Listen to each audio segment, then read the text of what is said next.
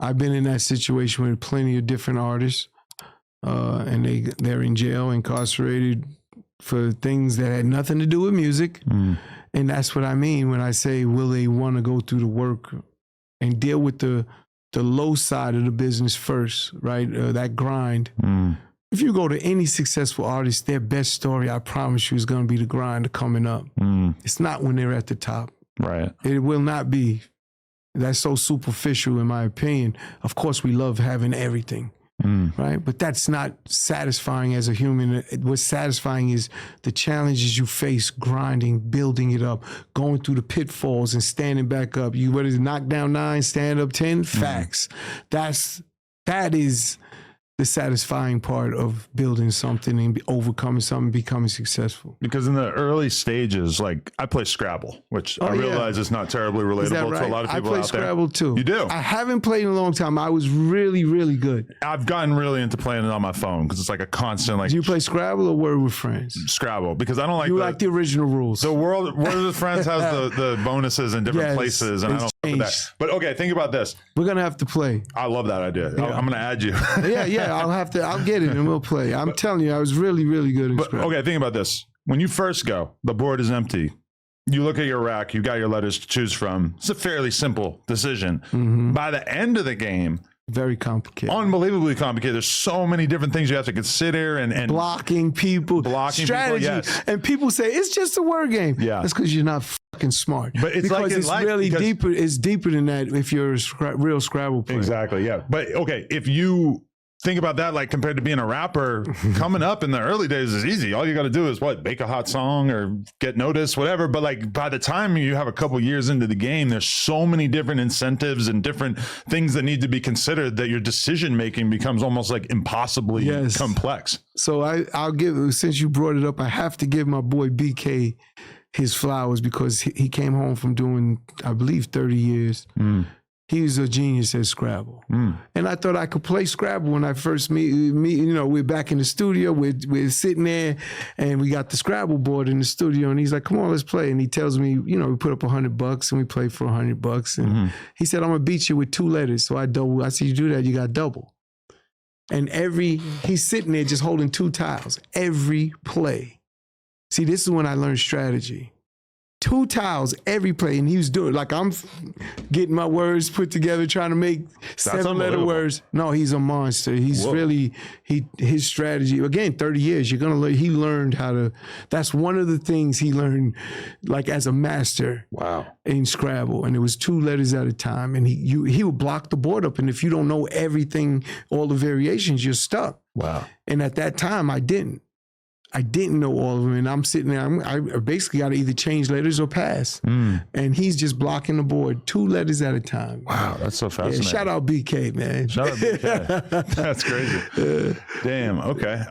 That was my first Scrabble game in the studio with someone because no one ever played in the studio, and it was BK. He just came home. Right. Not a terribly. I made him Irv's driver after that. He became Irv's driver. Really? Took care of my brother. Yeah. Not the most popular game in the hip hop culture, unfortunately. We got to work on that. No, I own CeeLo. That's a good game for the hip hop culture. Good, yeah. So I really like a guy named Wayne Davis and Cyril, we bought the rights to the patent. We own it. We created the tabletop, put it in a couple casinos. For CeeLo? For CeeLo. I had no idea. That's insane. That's a big fact. Really? I'm hoping that Jay-Z gets that casino in New York and you heard me, Hove?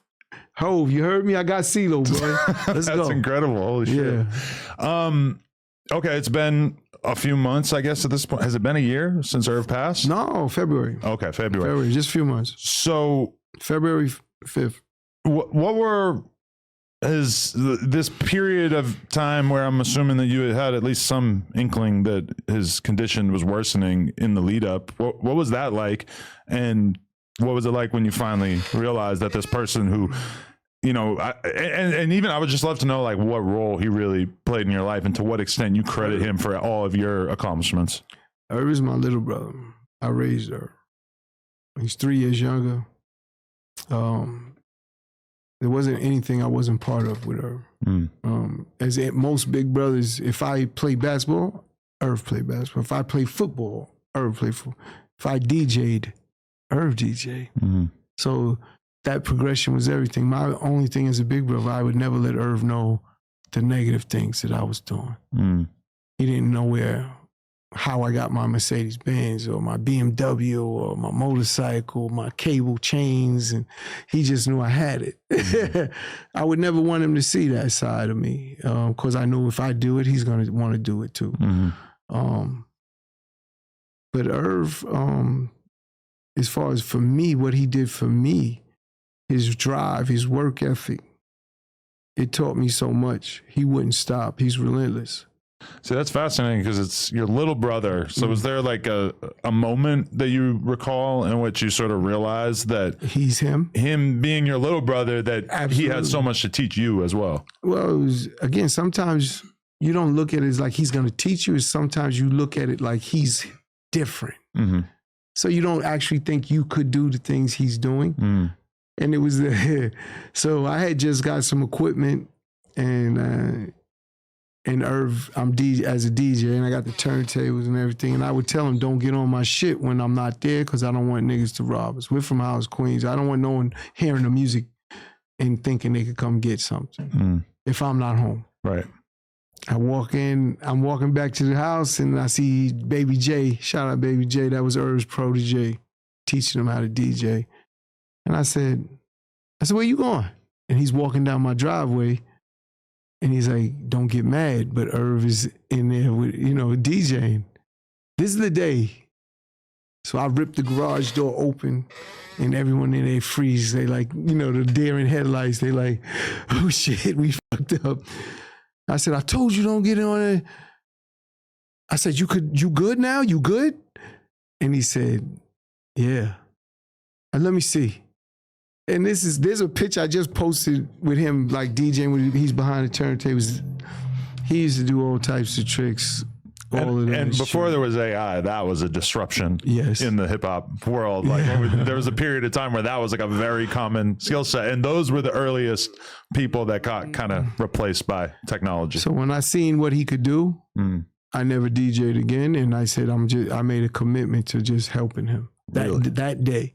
That's why it's so vivid in my mind, because that's the day I said, wow, he's different. He wants it. And, we're in Hollis, so we grew up with Jam Master Jay. Jay used to come and pick me up. I used to hold Jay down, God bless the dead. And I'm like 17, 18 years old. He would give me his car and leave it with me.